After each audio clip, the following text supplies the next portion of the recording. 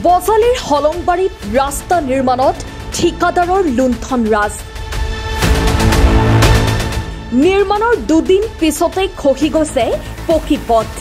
ধূলিৰ ওপৰতে নিৰ্মাণ কৰিছে পকী পথ। অতি শীঘ্ৰে পথটো ভালকৈ নিৰ্মাণ কৰিবলৈ অনুৰোধ স্থানীয় লোকৰ। বজালিৰ হলংবাৰীত যোৱা কেইদিনমানত নিৰ্মাণ হৈছিল পকী পথটোৰ। ঠিকাদাৰে নিম্নমানৰ কাম কৰাৰ ফলত উঠি গৈছে নতুন পথছোৱা। বিভাগীয় কৰ্তৃপক্ষৰ চৰম অৱহেলাৰ কাৰণে এনেকুৱা হোৱা বুলি ৰাইজে অভিযোগ উত্থাপন কৰিছে। আনহাতে অভাৰলোড ডাম্পাৰেও জ্বলা-কলা খুৱাইছে ৰাইজক। অধিক লোড থকা ডাম্পাৰ স্পীডত চলাৰ ফলত ৰাইজ হৈ পৰিছে শংকিত। এতিয়া প্ৰশ্ন হয়, কাৰ আশীৰ্বাদত অতি নিম্নমানৰ কাম কৰি দায়িত্ব সামৰিছে একাংশ ঠিকাদাৰে? বাক্সা জিলাৰ PWD বিভাগৰ অধীনত নিৰ্মাণ কৰা হৈছিল এই পথটো। এতিয়া সাহস হ'বনে দুৰ্নীতিমুক্ত শ্লোগান দিয়া বিজেপি মিত্ৰজোঁট চৰকাৰৰ? বাতৰি পৰিৱেশনৰ পিছত বিভাগীয় কৰ্তৃপক্ষই কি ব্যৱস্থা লয় সেয়া সময়তহে লক্ষণীয় হ'ব। পথ এইটোত বাস্কা ডিষ্ট্ৰিক্টৰ মছলপুৰ ডিভিজন। এই ৰাস্তাটো পৰহি ধূলাৰ ওপৰতে পিছ কৰি গৈছে। কিন্তু এনেকুৱা যদি কাম কৰে আমাৰ ৰাইজৰ কি হ'ব? আৰু এই আমাৰ হলংবাৰী ৰেভিনিউ ভিলেজৰ আণ্ডাৰৰ এই ৰাস্তাটো এদি বহুত গাড়ী তাৰমানে বাম্পাৰ বা বহুত যাতায়াতৰ সুবিধা মছলপুৰ হিৰাক লগি চাব ডিভিজনক লগি যোৱা মানুহখিনিয়ে কি তাৰমানে অসুবিধাৰ বিজুতি হৈছে। আৰু বাৰিষা হ'লে এই ৰাস্তাটোৰ পানীৰ ওপৰেদি গেলি এই ৰাস্তাটো ভাঙি যাব। এই গতিকে আমাৰ এই বিষম ৰাইজৰ তাৰমানে বহুত অসুবিধা হৈছে। এই গতিকে এই ঠিকাদাৰজনে তেওঁ আৰু পুনৰ আহি এই কামটো ভাল ধৰণে কৰি দিব লাগে। আৰু আমাৰ এইটো যিটো ৰোড মহৰা আছে তেওঁ কোনোদিন এই ৰাস্তাক লগি কোনোদিনে তাৰমানে চোৱা চিতাৰ কাৰণে নাহে। ঠিকাদাৰটোৰ নাম নাজানো, তেওঁ এনে কোকৰাঝাৰৰ বুলি কৈছে, বুজিছানে নাই? তেওঁ যিখিনি কাম কৰিছে এইখিনি একেবাৰে নগণ্য হিচাপে কাম কৰিছে। তেওঁ PWD বিভাগক আজিলৈকে তেওঁ আমি জনা হোৱা নাই, কিন্তু আমি আজিলৈকে মহৰিয়াও দেখা পোৱা নাই এই ৰাস্তাত।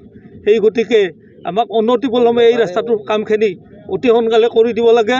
আমাৰ ৰাইজৰ এই কাৰণে আমাৰ বিনম্ৰ অনুৰোধ, যাতে PWD ডিপাৰ্টমেণ্টৰ ডিভিজনৰ SDO ইঞ্জিনিয়াৰ আহি মুঠন ভাল কৰি চোৱা চিতা কৰি আমাক ৰাইজক সুবিধা কৰি দিয়ে। এইখিনি আমাৰ ৰাইজৰ ক'বলগীয়া। আমাৰ গাফিলতিত আমাৰ যিখিনি কাম হৈছে এইটো সুদুকটা নাওখালী ৰোড, এইটো ৰাস্তা প্ৰথমৰ পৰা কামখিনি ভাল হোৱা নাই। এতিয়ালৈকে আমি ঠিকাদাৰ কোন চিনি পোৱা নাই, আমাৰ মোহৰি কোন সিহঁতকো লগ পোৱা নাই এতিয়ালৈকে।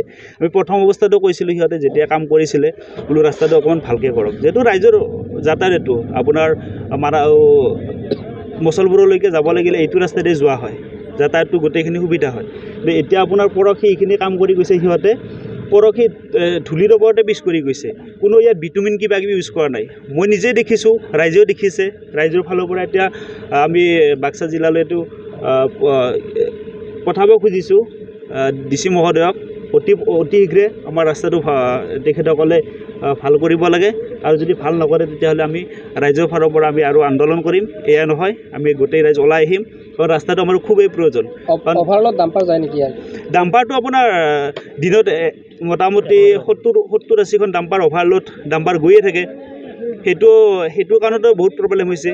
আৰু প্ৰশাসনৰ পৰা কোনো সেই দিয়া নাই এতিয়ালৈকে। ডাম্পাৰবোৰ এনেকৈ গৈ থাকে আৰু ডাম্পাৰবোৰ ইমান স্পীডত চলে। ইয়াত আপোনাৰ 80ৰ ওপৰত ডাম্পাৰবোৰ নাযায় ৰাতি হ'লে। এনেকুৱা তাৰমানে কাষত যাবই নোৱাৰা অৱস্থা হয়। এতিয়া আমি যিহেতু বাক্সা জিলাৰ পৰা হোৱা বুলি শুনিছোঁ, বাক্সা জিলাৰ পৰা এইটো ৰাস্তা অতি শীঘ্ৰে আমাক মেৰামতি কৰি দিব লাগে। আৰু যদি কামটো ভালকৈ নকৰে তেতিয়াহ'লে আমি আৰু আন্দোলন কৰিম। এইখিনি কেইদিনমানত ফাটি গৈছে আচলতে ৰাস্তাটো এইখিনিতো পৰহি কৰিছে মানে কালি এইখিনি উঠি গৈছে। আৰু যিখিনি ৰাস্তা বনাইছে সিহঁতে আগৰ পিনে চাব পাৰিব আপোনালোকে। আগৰ পিনে যিখিনি ৰাস্তা বনাইছে সেইখিনি 10-15 দিনত গোটেইবিলাক ফাটি গৈছে। সিহঁতে কি পানী মাৰিছে কি পানী মাৰা নাই আমি বহুত দিন ফোন কৰিছোঁ, কিন্তু সিহঁতে পানী নামাৰে ৰাস্তাত। এইটো ৰাস্তা কৰিছে সিহঁতে একদম ধূলিৰ ওপৰত কৰিছে, কোনো ভিটামিন কিবা কিবি একো ইউজ কৰা নাই। এনেকৈ যদি ৰাস্তা কৰে ৰাস্তা ভাঙি চিঙি হৈছে সেইটোৱে ক'ব লাগিব।